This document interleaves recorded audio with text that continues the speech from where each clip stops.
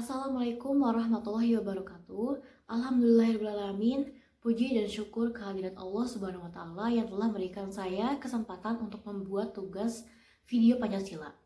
Saya Sherly Sabrina Prideva dari jurusan S1 Akuntansi kelas C akan menyajikan serta membahas tentang ilmu Pancasila sebagai dasar ilmu pengetahuan. Pengembangan ilmu dan teknologi di Indonesia harus berakar pada budaya bangsa Indonesia itu sendiri dan melibatkan partisipasi masyarakat yang luas.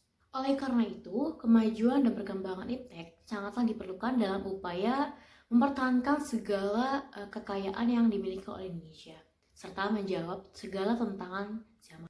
Dalam setiap perkembangan ilmu pengetahuan haruslah berdasarkan nilai-nilai Pancasila. Nilai-nilai Pancasila tersebut terdiri dari 5 nilai, yaitu yang pertama adalah nilai ketuhanan sebagai dasar pengembangan ilmu, yang kedua ada nilai kemanusiaan sebagai dasar pengembangan ilmu, yang ketiga ada nilai persatuan sebagai dasar pengembangan ilmu. Nilai persatuan ini sangatlah tercermin dari adanya sikap kita saling menghormati dan saling menghargai sesama warga negara. Adapun makna dari sila ketiga ini atau sila persatuan ini adalah nasionalisme, cinta bangsa dan tanah air, menggalang persatuan dan kesatuan Indonesia, menghilangkan penonjolan kekuatan atau kekuasaan keturunan dan warna kulit, serta menumbuhkan rasa senasib dan sepenanggungan. Yang keempat ada nilai kerakyatan sebagai dasar pengembangan ilmu. Di sila keempat itu mempunyai makna yaitu mengutamakan kepentingan negara dan masyarakat, tidak memaksakan kehendak atas orang lain, mengutamakan budaya bermusyawarah, dan mengambil keputusan bersama. Bermusyawarah sampai mencapai mufakat diliputi semangat kekeluargaan. Kemudian yang kelima ada nilai keadilan sebagai dasar pengembangan ilmu. Konsep Pancasila sebagai dasar nilai pengembangan ilmu pernah dikemukakan oleh Profesor Noto Nagoro, yaitu anggota Senat Universitas Gadjah Mada, yang menyatakan bahwa Pancasila merupakan pegangan dan pedoman dalam usaha ilmu pengetahuan untuk dipergunakan sebagai asas dan pendirian hidup.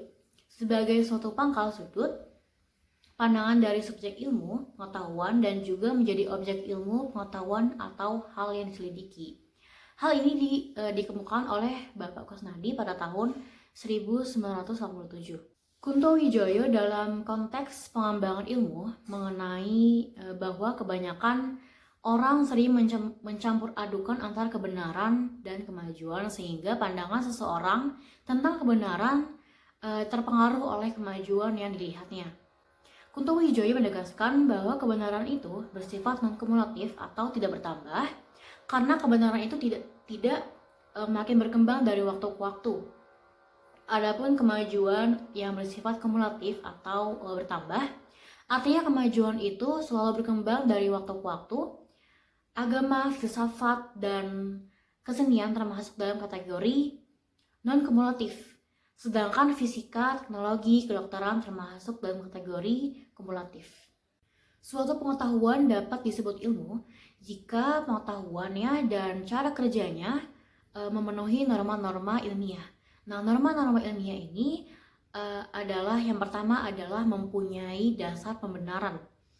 Pengetahuan ilmiah dikatakan mempunyai dasar pembenaran jika segenap pengaturan cara kerja ilmiah diarahkan untuk memperoleh derajat kepastian yang sebesar mungkin. Nah, setiap pernyataan ilmiah yang harus didasarkan atas pemahaman yang dapat dibenarkan secara a priori dan tangkapan empiris yang telah dikaji secara ilmiah secukupnya. Yang kedua ada bersifat sistematik. Penyelidikan ilmiah tidak akan membatasi diri hanya pada satu bahan keterangan, melainkan senantiasa meletakkan hubungan antar sejumlah bahan keterangan dan berusaha agar hubungan-hubungan tersebut merupakan suatu kebulatan. Susunan serta pengolahan bahan secara sistematik membantu diperolehnya kepastian. Dan yang terakhir ada bersifat intersubjektif. sifat intersubjektif ini berhubungan dengan dua norma yang tadi, norma dasar pembenaran dan norma bersifat sistematik. Nah, kepastian pengetahuan ilmiah ini dijamin oleh sistem itu sendiri. Betapapun diupayakan dapat memenuhi norma-norma ilmiah, pada akhirnya akan kembali pada manusia itu sendiri. Contoh Pancasila sebagai pengetahuan ilmiah menjadi pengembangan iptek bisa terlaksana secara maksimal dengan syarat dan kondisi harus Pancasialis. Yang pertama adalah berdasar keyakinan dan kebenaran nilai-nilai dalam diri setiap ilmuwan. Yang kedua, terciptanya situasi yang kondusif serta kultural.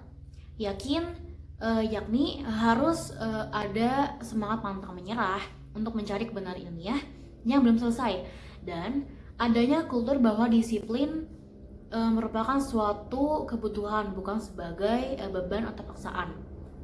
Dan yang ketiga, yang terakhir adalah perguruan tinggi yang merupakan salah satu wadah untuk mengembangkan ilmu dan teknologi harus memiliki situasi yang kondusif secara struktural sehingga terbuka wacana akademisnya yang kreatif, inovatif, dan mengembangkan kerjasama dengan bidang-bidang yang berbeda. Nah, syarat dan kondisi tersebut bisa dilihat dari beberapa contoh berikut ini.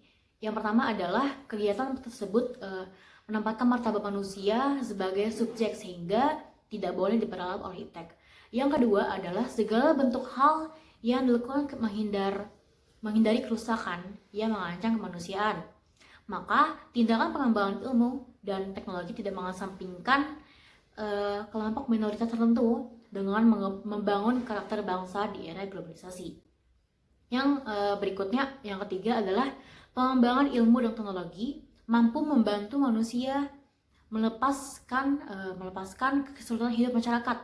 Maka akan tercipta masyarakat yang sejahtera dan tidak terciptanya kesenjangan, karena perkembangan iptek dapat dirasakan semua lapisan tentunya. Yang keempat, tidak adanya pengembangan ilmu dan teknologi yang dikuasai oleh seseorang atau kelompok tertentu sehingga terjadi monopoli dan memperkaya segelintir orang yang akan menciptakan elit atau oligarki.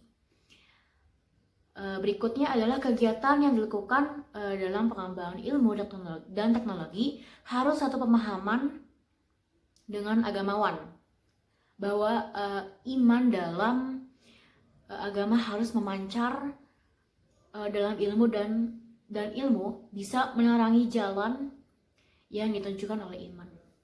Hal ini sesuai dengan ucapan Einstein, yaitu without religion is blind, religion science is lame.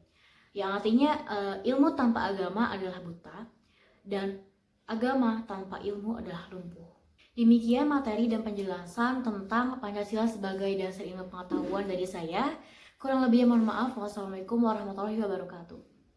Demikian materi dan penjelasan tentang Pancasila sebagai dasar ilmu pengetahuan dari saya. Kurang lebihnya mohon maaf. Wassalamualaikum warahmatullahi wabarakatuh.